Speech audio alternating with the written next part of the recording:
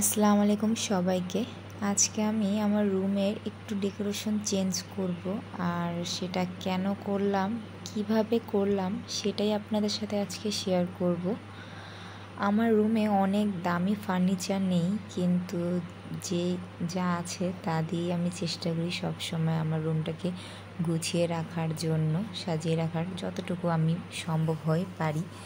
আর আমি সবসময় ঘরটাকে গুছিয়ে রাখতে পছন্দ করি। সবসময় আমি চেষ্টা করি ঘরে সবুজ কিছু যেন থাকে, গাছের ছোঁয়া যেন থাকে। আমার গাছ খুবই পছন্দ। আপনারা এর আগেও দেখেছেন আমার অনেক ভিডিওতে যে আমি গাছ কত পছন্দ করি, গাছ লাগাতে কত পছন্দ করি। তাই আমার রুমে গাছ থাকবেই। আমি সবসময় গাছ দিয়ে আমার রুমটাকে সাজাই। আর আজকে আমি এই যে আমার রুমের জিনিসপত্রগুলো চেঞ্জ করব, সেটা কেন করব সেটা বলছি।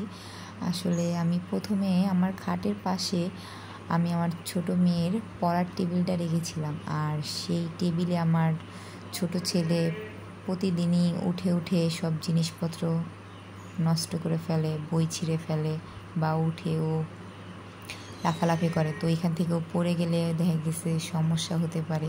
সেই জন্য আমি ভাবলাম যে না, এটা এখানে রাখা যাবে না, কারণ এখানে রাখলেও ওইটার উপরে উঠে পড়ে যেতে পারে, ব্যথা পেতে পারে অনেক।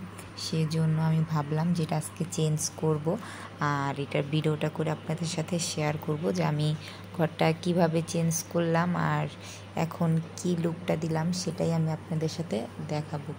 প্রথমে আমি টেবিলটা সরিয়ে নিলাম, আর আমি যে আমার ওয়ার্ডরোবের পাশে যে ড্রেসিং টেবিলটা রেখেছিলাম, সেই ড্রেসিং টেবিলটাই আমি টেনে আমার আবার খাটের পাশ দিয়ে রেখে দিচ্ছি। যে খাটের পাশে ড্রেসিং টেবিলটা থাকলে ও আর উপরে উঠতে পারবে না, আর এখান থেকে পড়ে গেলেও তেমন একটা সমস্যা হবে না বা ব্যথা পাবে না। সেজন্য আমি খাটের পাশে ড্রেসিং টেবিলটা রেখে দিলাম।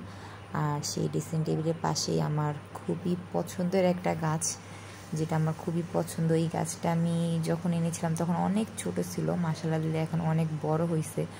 আর আমার ছেলে সব সময় এই গাছটা ধরে, আর এই গাছটা ধরেও অনেকগুলো পাতা নষ্ট করে ফেলছে। হয়তো এই গাছটা আরও সুন্দর ছিল। আমি ড্রেসিং টেবিলে অনেক সুন্দর একটা পাতা ঝুলিয়ে দিলাম। আর এই দেখেন, খাটের পাশে ড্রেসিং টেবিলটা রাখার পরে কিন্তু সুন্দরই লাগছে, আমার কাছে তো খুবই ভালো লাগছে।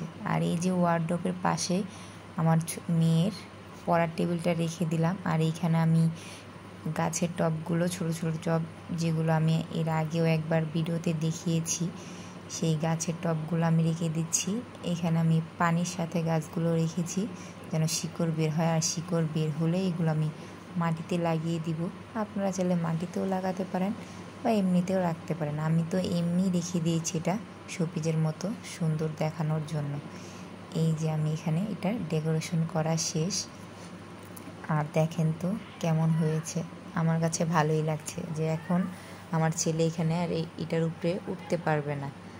খুবই ভালো লাগতেছে এখানে রাখার পর, আর পুরো রুমটাই এখন ভরা ভরা লাগতেছে।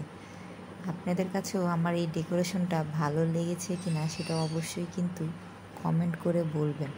আমার কাছে তো অনেক সুন্দর লাগতেছে, মাশাআল্লাহ।